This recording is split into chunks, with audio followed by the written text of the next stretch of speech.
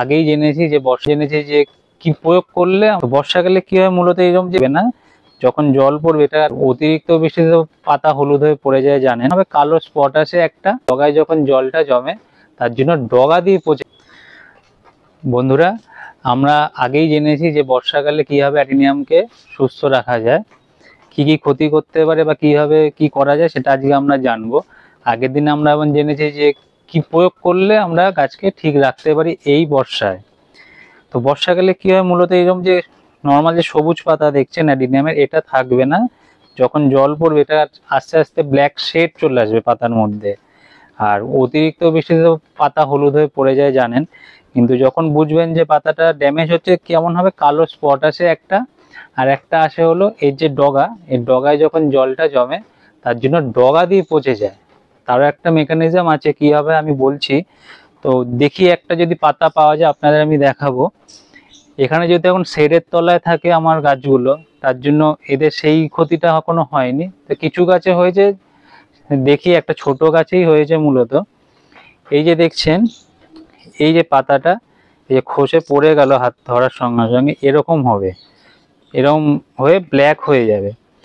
ঠিক আছে, এরকম পাতার ক্ষতি করে। আর টিপ রড যেটা বলি, এখানে ধরুন এইখানে আরো ধরো 4টে পাতা রয়েছে, এই পাতার মধ্যেখানে যখন জলটা জমে, বৃষ্টির জলটা জমছে এবং পরবর্তীকালে যখন প্রখর রোদ দেয়, ওই হিটটাতে আর এই জলের সংস্পর্শে পাতার ডগাটা পচে যায়, কালো হয়ে যায়। তখন আপনাকে ওই পুরো কালো অংশটাকে কেটে ফেলে দিতে হবে, দিয়ে যে কোনো ফাঙ্গিসাইডে একটা প্রলেপ লাগিয়ে দিতে হবে, তাহলে ওখান থেকে আর ফার্দার বাড়বে না। আর যদি এটা আপনি এড়িয়ে যান বা না করেন, তখন কিন্তু এই যে মাথা থেকে পচাটা শুরু হয়, এই পচাটা আস্তে আস্তে আস্তে আস্তে নেবে কিন্তু গাছটাকে পুরো ড্যামেজ করে দেবে।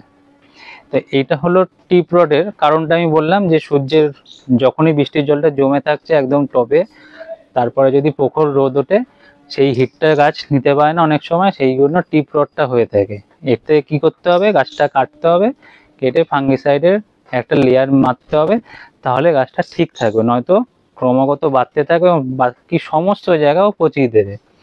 আর একটা যে দেখালাম, এই যে পাতা, এরকম পাতা যে ডার্ক হয়ে যায়, এটা আপনাকে কি করতে হবে, মূলত পাতাটাকে ফেলে দিয়ে আপনাকে ফাঙ্গিসাইড স্প্রে করতে হবে।